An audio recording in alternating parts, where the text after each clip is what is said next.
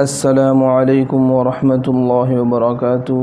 ناظرین گرامی، استقبال ہے آپ کا میسیج آف اسلام میں احمد واسع قاسمی ایک نئے پیغام اور ایک نئے میسیج کے ساتھ آپ کے سامنے حاضر ہوا ہوں۔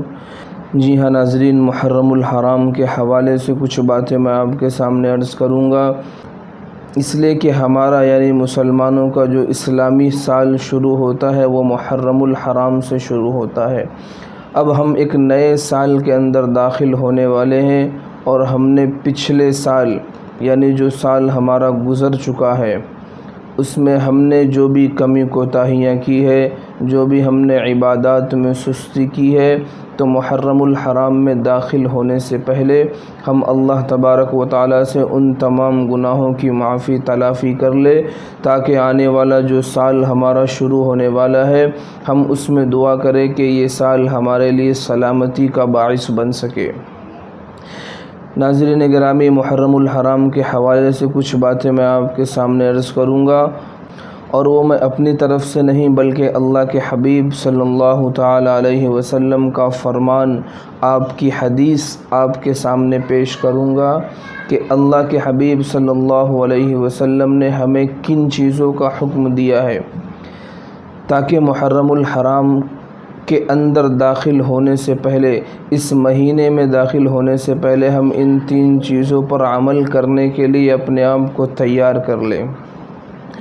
وہ حدیث کیا ہے؟ اس سے پہلے کہ میں اس حدیث کو آپ کے سامنے پیش کروں، آپ تمام کی خدمت میں درخواست ہے کہ اگر آپ نے اب تک ہمارے اس چینل کو سبسکرائب نہیں کیا ہے تو سبسکرائب ضرور کر لے، تاکہ اسی طرح کے دینی میسیج اور اسلامی معلومات اور دینی مسائل آپ تک بآسانی پہنچ سکے۔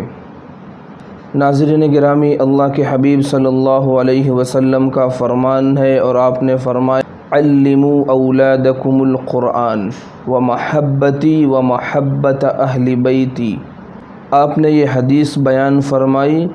علموا اولادکم القرآن، کہ اپنی اولاد کو قرآن کا علم سکھاؤ، اپنی اولاد کو قرآن سکھاؤ، ومحبتی، اور انہیں میری محبت بتاؤ، میری محبت سکھاؤ، ومحبت اہل بیتی، اور اہل بیت کی محبت ان کے دل میں پیدا کرو۔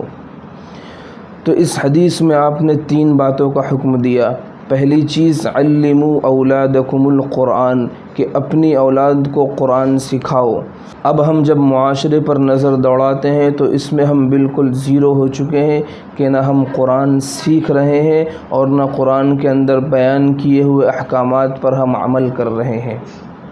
تو سب سے پہلا حکم آپ نے جو دیا کہ اپنی اولاد کو قرآن سکھاؤ، تو ہماری ذمہ داری بنتی ہے کہ ہم اپنی اولاد کو قرآن سکھانے کے لیے ایسے لوگوں کے حوالے کریں جو آپ کی اولاد کو بہتر انداز سے قرآن سکھا سکے، اس لیے کہ قرآن ایک واحد کتاب ہے کہ جو خود یہ دعویٰ کر رہی ہے ان ھذا القرآن یہدی للتی ہی اقوم، کہ یہ وہ قرآن ہے جو تمہیں سیدھے راستے کی طرف رہنمائی کرتی ہے۔ ذالک الکتاب لا ریب فیہ، کہ اس کتاب میں کوئی بھی شک و شبہ نہیں، یہ کتاب تمام شک و شبہات سے بالا تر ہے۔ دنیا میں کوئی ایسا رائٹر نہیں ہے، کوئی ایسا مصنف نہیں ہے، کوئی ایسا مؤلف نہیں ہے کہ جو اپنی کتاب لکھتا ہو تو اس کے شروع میں یا اس کے آخر میں یہ الفاظ نہ لکھتا ہو کہ اگر میری اس کتاب کے اندر، میری اس تحریر کے اندر آپ کو کوئی کمی کوتاہی نظر آئے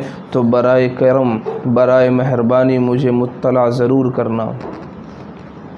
کہ ہر مصنف، ہر مؤلف اور ہر رائٹر یہ بات ضرور لکھتا ہے، لیکن قرآن ایک یہ واحد کتاب ہے کہ جس کے ابتدا میں، جس کی پہلی آیت کے اندر اللہ نے ان تمام دلیلوں کو توڑ دیا اور اللہ نے فرمایا الف لام میم ذالک الکتاب لا ریب فیہ، کہ یہ وہ کتاب ہے جو تمام شک و شبہات سے بالا تر ہے، کہ اس کے اندر ذرا بھی شک و شبہات کی گنجائش نہیں ہے۔ پھر دوسرا مسئلہ یہ ہے کہ ہم قرآن سکھانے کے لیے اس قدر بے اعتنائی برتتے ہیں اور اس قدر لاپرواہی اور سستی برتتے ہیں کہ ہم انگریزی سکھانے کے لیے، دنیا کی دوسری لینگویج اور زبان سکھانے کے لیے ایسے لوگوں کا انتخاب کرتے ہیں اور ایسے لوگوں کی چوائس کرتے ہیں کہ جو بہتر انداز سے میری اولاد کو انگلش سکھا سکے، انہیں انگریزی زبان سکھا سکے تاکہ وہ انگریزی میں بات کر سکے۔ لیکن جب قرآن کی بات آتی ہے، جب قرآن سکھانے کی بات آتی ہے تو ہم ایسے لوگوں تک انہیں پہنچا دیتے ہیں، ایسے لوگوں کے حوالے کر دیتے ہیں جو خود تو قرآن صحیح انداز سے پڑھتے نہیں، تو تمہاری اولاد کو کس طرح قرآن صحیح انداز سے سکھائیں گے۔ اس لیے کہ 90% ایسے لوگ ہیں جنہیں قرآن صحیح پڑھنا نہیں آتا،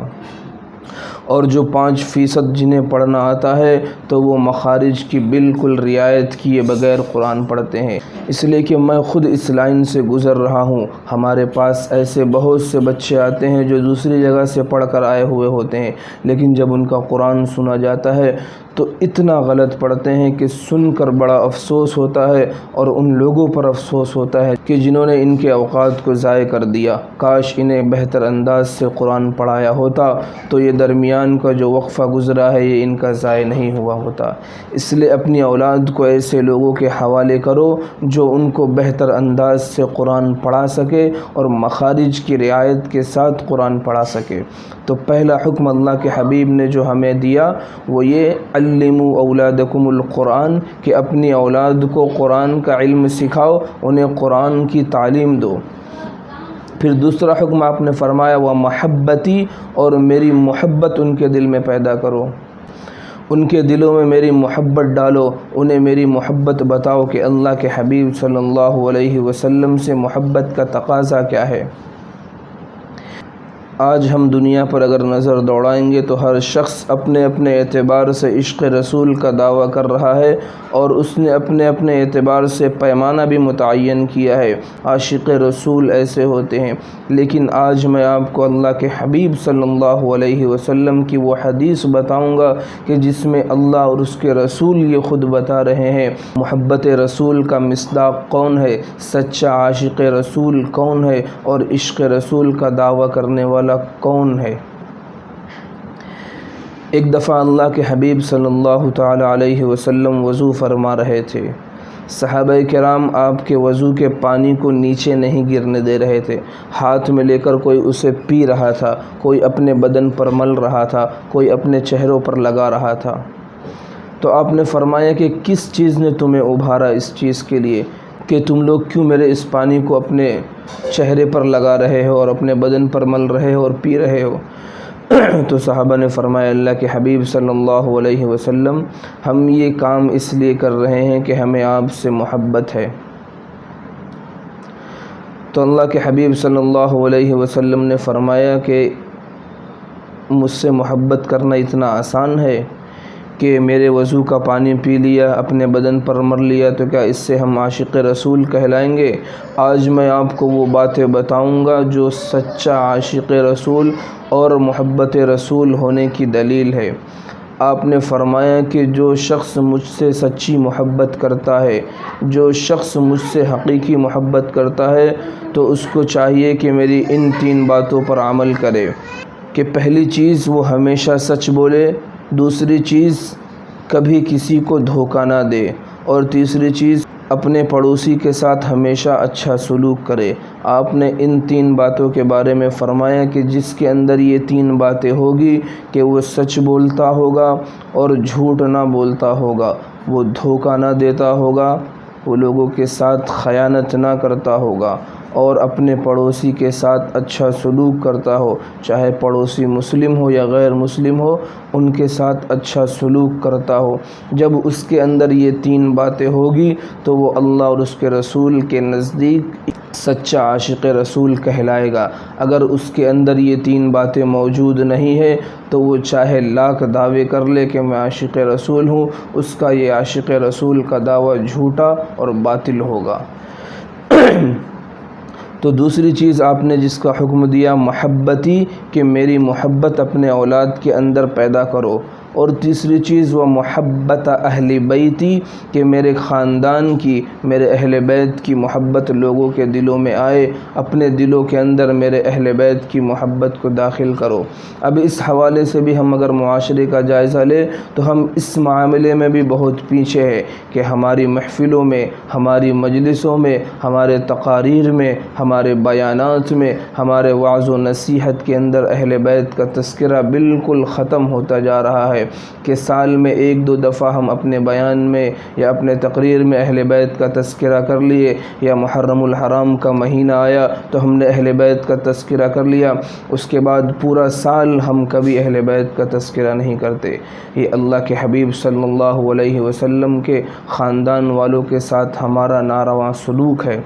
تو اللہ کے حبیب صلی اللہ تعالی علیہ وسلم نے یہ مختصر سی حدیث میں ہمیں 3 باتوں کی نصیحت کی تھی: علموا اولادکم القرآن ومحبتی ومحبت اہل بیتی، کہ ان 3 چیزوں کو اپنے اندر اپنا لو۔ تو ان 3 باتوں کا اللہ کے حبیب صلی اللہ تعالی علیہ وسلم نے اپنی امت کو حکم دیا۔ تو یہ وہ 3 باتیں تھیں جو میں نے آپ تک پہنچائی۔ آپ تمام احباب سے درخواست ہے کہ آپ اس پیغام کو اپنے دوست احباب تک خوب شیئر کریں، تاکہ محرم الحرام کے جب مہینے میں ہم داخل ہو تو اس سے پہلے ہم ان 3 چیزوں کی تیاری کر چکے ہوں۔ اللہ تبارک و تعالی ہم تمام کو ان باتوں پر عمل کی توفیق نصیب فرمائے۔ اور اگر آپ ہمارے اس چینل پر نئے ہیں تو چینل کو سبسکرائب کرنا نہ بھولیں، اس لیے کہ یہ ایک اسلامی چینل ہے۔ اس چینل کے ذریعے آپ تک ہم اسلامی پیغام، اسلامی میسج اور دینی مسائل پہنچاتے ہیں، اس لیے آپ ہمارے اس چینل کو سبسکرائب ضرور کر لیں۔